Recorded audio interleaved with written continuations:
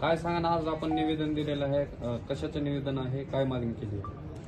आज आम्ही हाळम गावातील सर्व ग्रामस्थ या ठिकाणी सर्वजण उपस्थित आहोत। आज सत्ताधारी उपसरपंच यांचा राजीनामा आम्ही सुरुवातीला सरपंचकडे देऊन आज गटविकास अधिकारी यांच्याकडे परळी या ठिकाणी दिलेला आहे।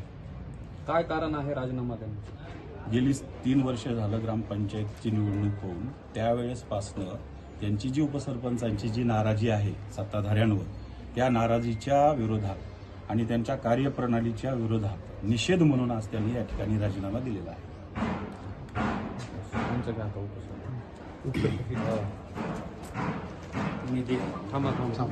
विचार दादा, काय सांगाल? आज आपण परळी पंचायत तिथे तुमचा राजीनामा दिलेला आहे, नेमकं कारण काय आहे? मी देवनाथ सूर्य देवखळे, उपसरपंच हाळम।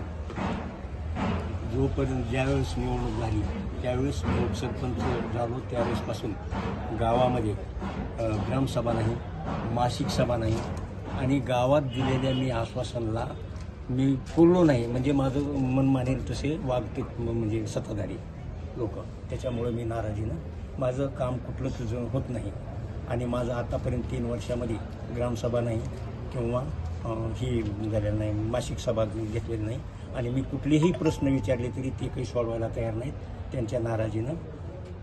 खरं म्हणजे याबाबत आपण परळीतील जे ते वरिष्ठ नेते पक्षाचे त्यांना तुम्ही संपर्क केला होता का? तुम्ही त्यांना म्हणजे तुमचे कारण सांगले का किंवा तुमचे नारे सांगितले का त्याच्यामध्ये? नाही, तसं नाही।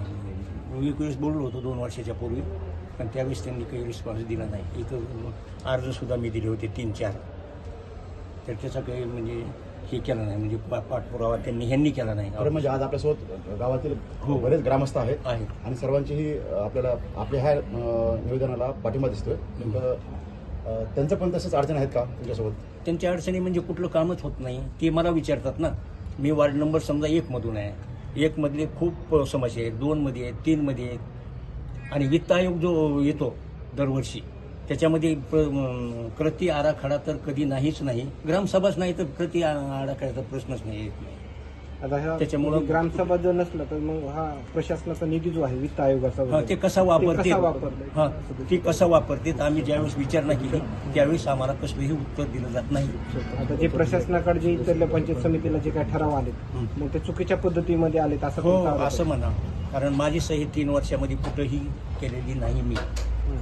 उपसरपंच पदाचा राजीनामा दिला का ग्रामपंचायत सदस्य पदाचा पण? उपसरपंच सदस्य म्हणून आहात का तुम्ही? आहे ना, कार्य सदस्य कार्य उपसरपंच उपसरपंचाचा राजीनामा मी देत आहे।